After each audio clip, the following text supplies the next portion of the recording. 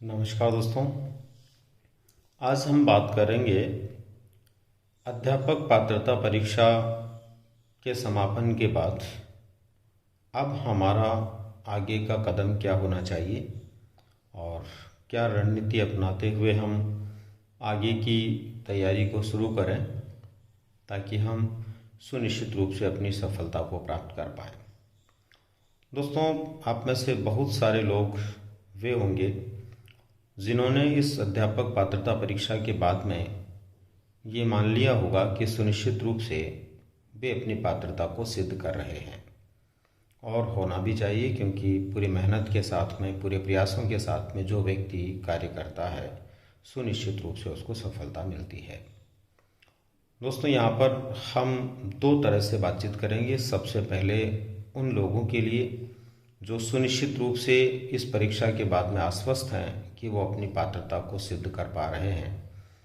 एक उन लोगों के लिए जिन्होंने अध्यापक पात्रता परीक्षा सिर्फ दी है, बल्कि वो दूसरे प्रकार की तैयारियों में पहले से लगे हुए हैं। तो पहले हम बात करते हैं उन लोगों की जिन्होंने तृतीय श्रेणी शिक्षक भर्ती परीक्षा को ही अपना लक्ष्य बना रखा है और अध्यापक पात्रता परीक्षा देने के बाद में वो आश्वस्त हैं कि सुनिश्चित रूप से वो अपनी सफलता को प्राप्त कर लेंगे या अपनी पात्रता को सिद्ध कर देंगे। दोस्तों, जिन लोगों को परीक्षा के बाद में ये पूर्ण रूप से विश्वास हो गया है कि वो अपनी पात्रता को सिद्ध कर रहे हैं, ऐसे लोगों को सुनिश्चित रूप से अभी से अपनी तृतीय श्रेणी शिक्षक भर्ती परीक्षा, जिसको आप मुख्य परीक्षा मानते हुए चल रहे हैं, उसकी तैयारी में जुट जाना चाहिए। विश्राम करना, रुकना, थमना, 2 दिन के लिए भी रुकना अब आप लोगों के लिए बहुत अच्छे नहीं है। यूँ मान के चलिए कि अब आपको रुकना नहीं है, बल्कि आपको लगातार आगे बढ़ते रहना है। दोस्तों, कैसे आप लोगों को थर्ड ग्रेड की तैयारी करनी चाहिए और किस तरह से आपको इस मुकाम को हासिल करने में सफलता मिल सकती है, इसको लेकर के एक बहुत अच्छी स्ट्रेटेजी मैं आप लोगों को बहुत जल्दी और बताऊंगा।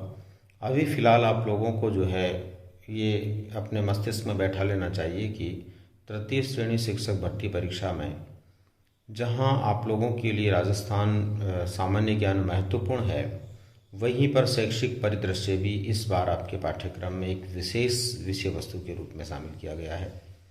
विभिन्न विषयों की शिक्षण विधियां और साइकोलॉजी, ये 4 यूनिट आप लोगों के लिए, या 4 सब्जेक्ट बोल दीजिए आप इनको, आप लोगों के लिए अपने आप में बहुत महत्वपूर्ण है। दोस्तों, यहाँ पर आपको ये भी ध्यान रखना पड़ेगा कि मनोविज्ञान का अंक भार भले ही आपके कम कर दिया गया, लेकिन आपके पाठ्यक्रम में पिछली तृतीय श्रेणी शिक्षक भर्ती परीक्षाओं के आधार पर यदि हम देखें तो शैक्षिक परिदृश्य एकदम नया पाठ्यक्रम जोड़ा गया है, जो आप लोगों के लिए एकदम नया होगा। सुनिश्चित रूप से उन लोगों के लिए नया होगा जिन्होंने कभी प्रथम श्रेणी शिक्षक भर्ती परीक्षा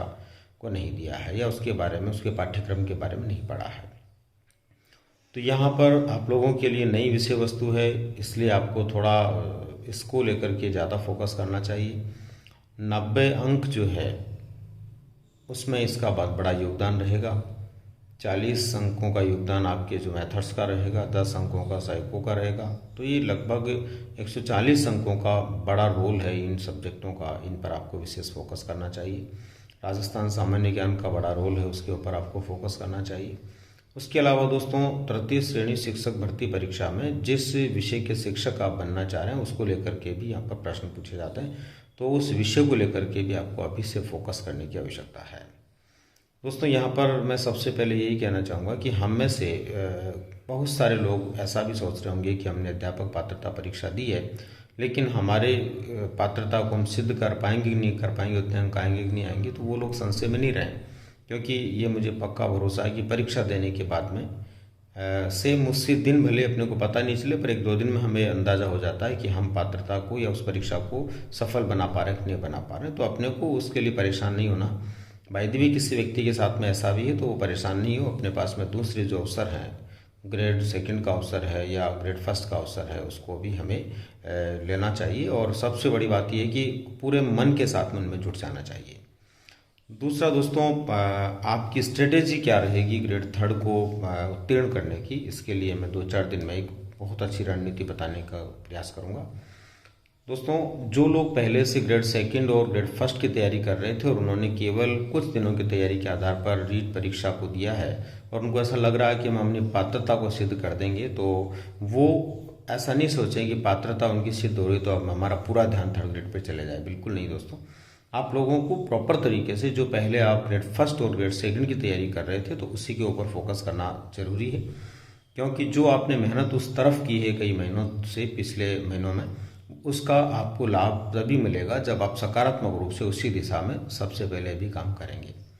और ये भी आपको पता है कि ग्रेड फर्स्ट का पेपर पहले हो जाएगा, फिर सेकंड का होगा और उसके बाद भी आप लोगों को इतना मौका मिलेगा कि आप ग्रेड थर्ड के लिए कुछ समय निकाल पाएँ। और दोस्तों, जिसने ग्रेड सेकंड के लिए तैयारी कर ली है उसको ग्रेड थर्ड के लिए तैयारी करना बहुत बड़ी बात नहीं है। इस वजह से उसको अपना फोकस ग्रेड सेकंड के ऊपर ही करते रहना चाहिए, जो ऑलरेडी ग्रेड सेकंड की तैयारी कर चुका है या कर रहा है। भले ही रीट पात्रता परीक्षा में वो बेहतर प्रदर्शन कर रहा हो, क्योंकि रीट पात्रता परीक्षा में बेहतर प्रदर्शन कर रहा तो हमारे पास में एक और विकल्प पैदा हो गया कि हम ग्रेड थर्ड का एग्ज़ाम भी आसानी से दे पाएंगे और उसके लिए भी हम योग्य होंगे। दोस्तों, कुछ ऐसे भी विद्यार्थी आप में से जिनके कमेंट्स के माध्यम से मुझे पता चला है कि वो अपनी पात्रता को सिद्ध करने के लिए अभी से अपने आप को नकारात्मक भाव में ले जा चुके हैं, अभी से उनको लग रहा है कि हम शायद इसको पात्रता को सिद्ध नहीं कर पाएंगे, तो वो चिंता नहीं करें, बल्कि चिंतन करें कि कभी कभी क्या होता है, एक छोटी जो मंजिल है, छोटी सफलता है, वो हमें हाथ नहीं लगती, लेकिन जब हम बहुत गहराई से सोचते हैं, मंथन करते हैं, तो उससे कई गुना बड़ी सफलताएं भी हमारे हाथ लग जाती है। तो ऐसा ज़रूरी नहीं है कि आप पात्रता परीक्षा में उस पात्रता को सिद्ध नहीं कर पा रहे हैं तो अन्य परीक्षाएं आपके लिए मुश्किल हो सकता है आपका कोई अन्य सफलता का मार्ग आपका इंतजार कर रहा हो और अन्य दिशा में आपको एक बड़ी सफलता मिलने की संभावना बन रही हो। इसलिए दोस्तों, आप लोग बिना किसी प्रकार के फिक्र के, बिना किसी चिंता के ग्रेड सेकंड या फर्स्ट के लिए आप योग्य हैं तो उसके लिए आप लग जाइए, लेकिन अपने आप को नर्वसनेस की तरफ नहीं ले जाना है, अपने आप को निरस्ता में नहीं ले जाना है, अपने आप को आसान्वित रखते हुए किसी नई दिशा के अंदर अपने को मूव करना चाहिए। तो दोस्तों, अभी मैं खास बात आपको यही बताना चाह रहा था कि आप लोगों को अपनी तैयारी को नहीं रोकना, बीच में थमना नहीं, रुकना नहीं है।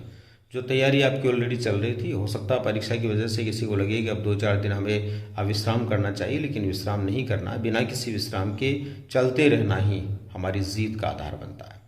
क्योंकि एक बार जब आप रुक जाएंगे तो आपका फ्लो रुक जाएगा और फ्लो रुक जाएगा तो फिर आपको एक बाधा उत्पन्न होगी। इसलिए बिना फ्लो को रोके आप लोगों को पूरे मन के साथ में आगे बढ़ते रहने की कोशिश करनी है। और सबसे बड़ी बात ये कि जिस दिशा में आप पहले तैयारी कर रहे थे उसी दिशा में, आप ग्रेड फर्स्ट की पहले कर रहे थे तो उसी को लगिए, ग्रेड सेकंड की कर रहे थे तो उसमें लगिए, ग्रेड थर्ड की कर रहे थे तो उसी में लगिए। और दोस्तों, ये भी आपको ध्यान में रखना है कि आपको बिल्कुल भी अपने मस्तिष्क में ये संशय नहीं रखना अब कि मुझे किसकी तैयारी करनी चाहिए, क्योंकि अब अगर आपने संशय रखा, पात्रता परीक्षा तो चलो ठीक है, अलग बात थी, पात्रता सिद्ध करनी थी आपको, लेकिन अब आपकी जो परीक्षा है वो महान, ये मान के चलिए ऐसा व्यवहार है या ऐसा कार्य है जो ही आपका मूल आधार है। उस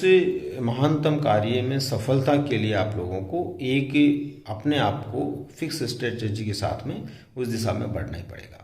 और सबसे बड़ी बात यह है कि उस दिशा में बढ़ना भी पड़ेगा आपको और आप लोगों को उस दिशा में काम करना भी पड़ेगा।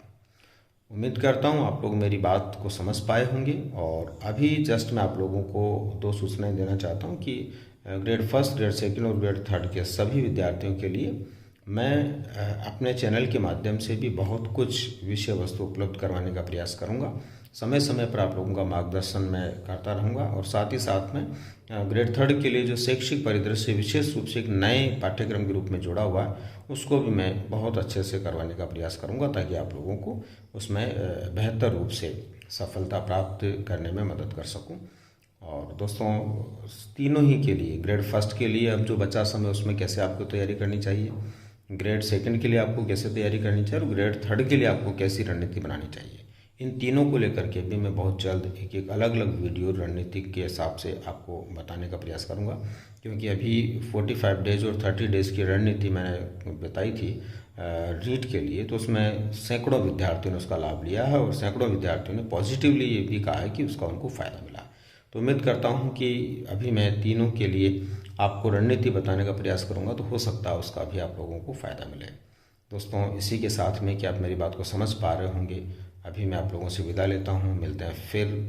विशेष जानकारी के साथ में, विशेष सूचना के साथ में। धन्यवाद।